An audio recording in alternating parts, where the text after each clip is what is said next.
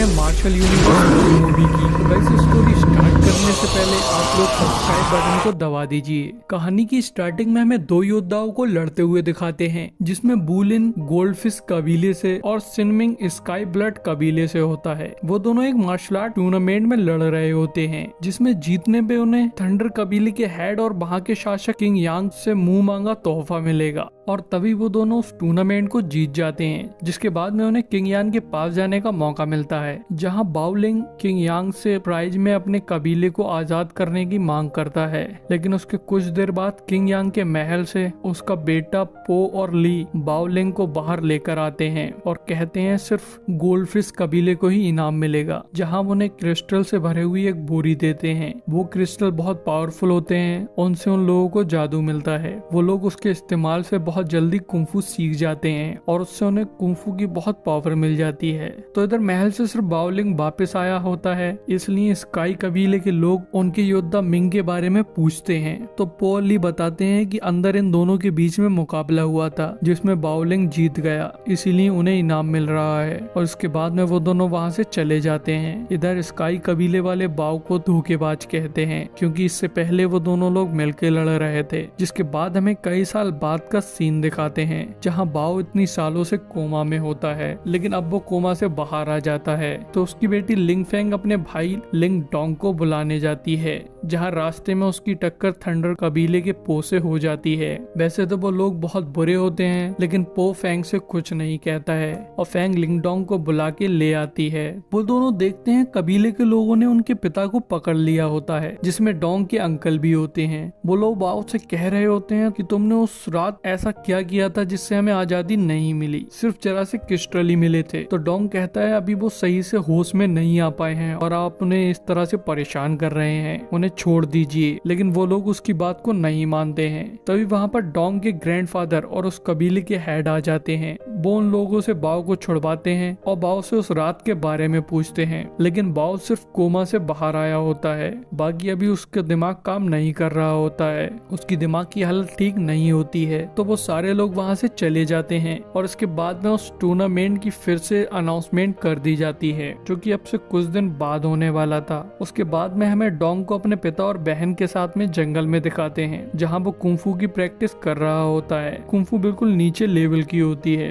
और तभी हमें असैसिन कबीले के गोइंग नाम के आदमी को दिखाते हैं, जो कि अपनी एक स्टूडेंट सैंग से ड्रैगन स्टोन ढूंढने को कहता है। वो ड्रैगन स्टोन डोंग के ही शहर में होता है। तो सैंग एक लोकेटर के थ्रू उसको ढूंढने चली जाती है। तभी हमें फिर से डोंग को दिखाते हैं, जहाँ उसके पास में वू युन आता है। वो मिंग का बेटा होता है और वो अपने पिता का बदला लेने आया होता है। तो डोंग फेंग से पिता को ले जाने को कहता है और वू युन की कुंफू काफी अच्छे लेवल की होती है, इसलिए डोंग उससे नहीं लड़ता है। वो उसे अपने पीछे भगाता हुआ शहर के अंदर ले जाता है, जहाँ डोंग की टक्कर थंडर क्लैन के ली से हो जाती है, जो कि बहुत पावरफुल होता है। उस शहर में किंग यान के बाद उसका बेटा ली सबसे पावरफुल होता है। उसकी कुंफू से वो बहुत स्पीड से भाग सकता है। वो फ्लैश की तरह सुपर फास्ट होता है। तो वो डोंग को मारने लगता है, लेकिन तभी वहाँ पर वू युन आ जाता है और वो उससे कहता है ये मेरा शिकार है, इसे मैं मारूंगा। तो ली बहुत स्पीड से उनके पीछे जाकर उन्हें गिरा देता है और फिर उन दोनों को आपस में लड़ने को कहता है, लेकिन डोंग उससे नहीं लड़ता है। वो लोग एक पहाड़ की चोटी पर होते हैं, जहाँ पे डोंग कूद जाता है। जिसके बाद हमें अगले सीन में गोइंग को दिखाते हैं, जो कि किंग यांग से मिलने आया होता है।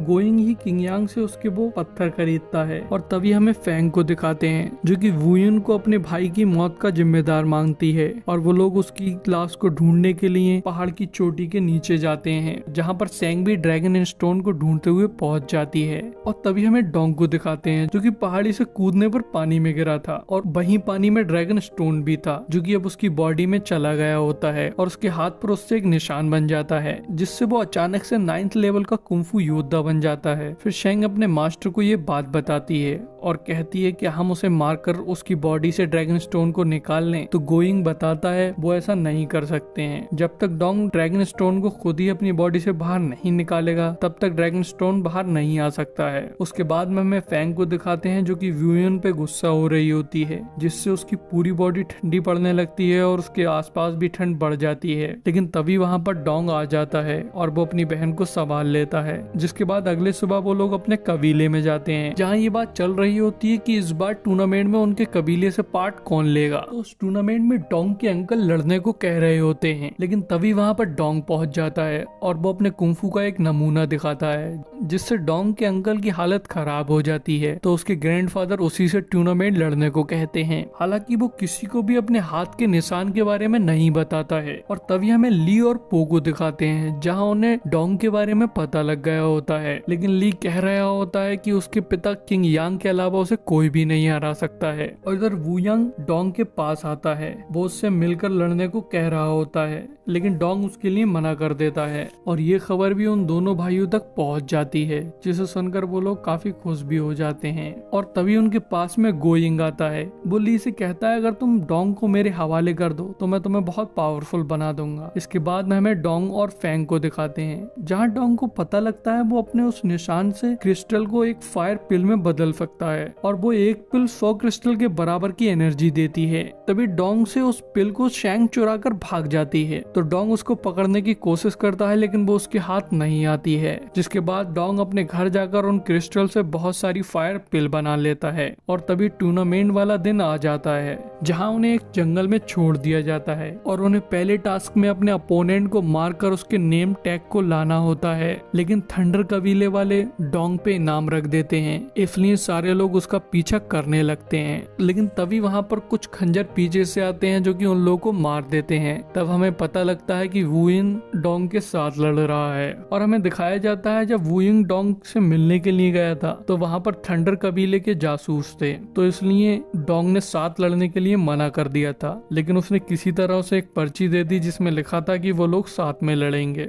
और फिर उसकी मदद करने के लिए वहाँ शैंग भी आ जाती है, क्योंकि जब फायर पिल लेकर वो भाग रही थी तब डोंग ने उसे पकड़ लिया था और बदले में उसकी मदद मांगी थी। तो वो तीनों मिलकर उन सारे लोगों को मार देते हैं और उनके नेम टैग ले लेते हैं। इधर हमें ली को दिखाते हैं, जिसके पास में ये खबर पहुंच जाती है कि वो तीनों लोग मिलकर लड़ रहे हैं, लेकिन वो कुछ कर पाता उससे पहले वहाँ पर फायर हेड चीता आ जाता है, जो कि बहुत पावरफुल होता है। तो ली वहाँ से भाग जाता है, जिसके बाद में वो फायर हेड चीता उन तीनों के पास में पहुंच जाता है, लेकिन उनके पास में इतनी पावर नहीं होती है कि वो उसे हरा पाए। तो इसलिए डोंग उन फायर पिल को यूज कर लेता है, जिससे उसकी पावर बहुत बढ़ जाती है और वो एक ही पंच में उस चीता को हरा देता है। हालांकि वो पिल उसने ली से लड़ने के लिए रखी थी, लेकिन इस टाइम उसे जरूरत थी इसलिए उसने यूज कर ली होती है। और तभी वो फायर हेड चीता एक बड़े से क्रिस्टल में बदल जाता है, जिसके अंदर उसकी सारी पावर होती है। तभी उन लोगों के पास में वहाँ एक फायर हेड चीते का बच्चा आता है, जिसे फैंग अपने साथ ले जाती है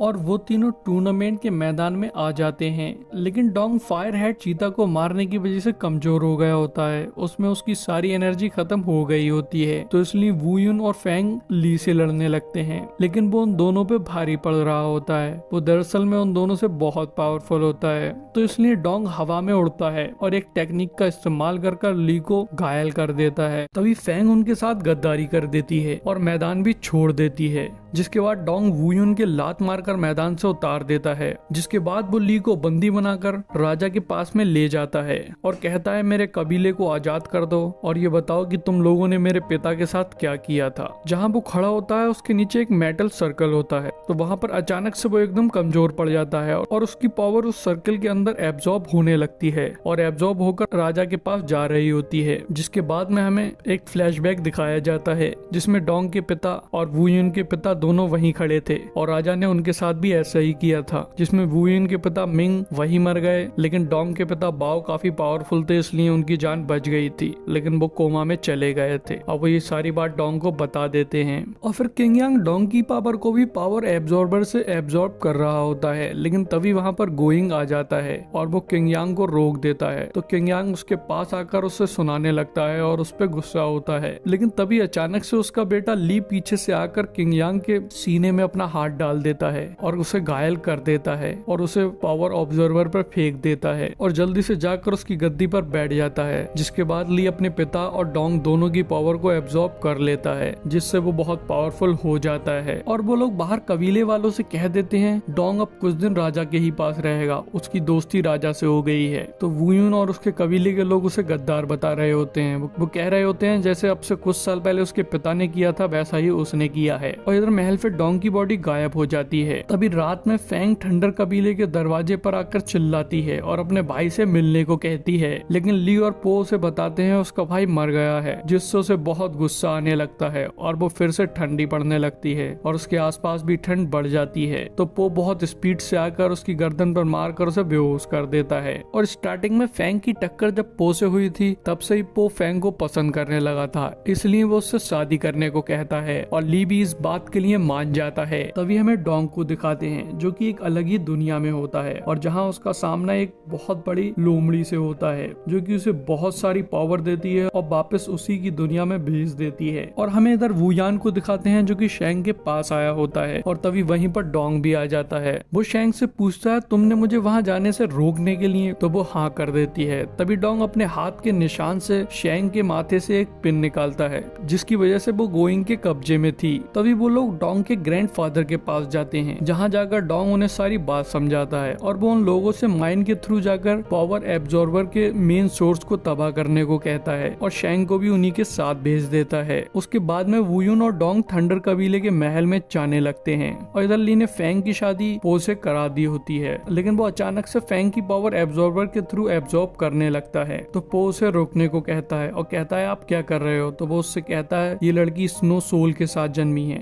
इसकी पावर एब्जॉर्ब कर मैं बहुत पावरफुल बन जाऊंगा। और तभी वो उसे मारने की कोशिश करता है, लेकिन पो फैंग की जान बचाने के लिए खुद को सेक्रीफाइस कर देता है और कबीले के लोग नीचे पहुंच गए होते हैं तो वो एब्जॉर्बर के मेन सोर्स को तबाह कर देते हैं। लेकिन ली ने अब तक फैंग की सारी पावर एब्जॉर्ब कर ली होती है और वुयान और डोंग भी यहाँ पर आ गए होते हैं। तो वुयान फैंग को लेकर चला जाता है। डोंग और ली दोनों महल के नीचे चले जाते हैं। माइन में उन दोनों की फाइट होने लगती है जिसमें ली के पास में अनलिमिटेड पावर थी, लेकिन डोंग के पास भी अच्छी खासी पावर होती है। उसके पास में गोरिल्ला की पावर होती है जिससे वो ली को कमजोर कर देता है और फिर उसके महल में ले जाकर एक चित्रलिपि टेक्निक के थ्रू से मार देता है। जिसके बाद में शेंग अपने शहर नागापुरम जाने लगती है। नागापुरम वापस जाने लगती है क्योंकि उसके शहर में भी कुछ प्रॉब्लम थी। और तभी हमें गोइंग को दिखाते हैं जो कि नागापुरम में अपने सरदार से बात कर रहा होता है। उसको ही डोंग का ड्रैगन स्टोन चाहिए होता है। और गाइस इसके आगे की कहानी आपको इसके सेकंड पार्ट में जानने को मिलेगी जिसका लिंक डिस्क्रिप्शन में दे रखा है। और गाइस उस वीडियो पे जाने से पहले चैनल को सब्सक्राइब जरूर कर दें।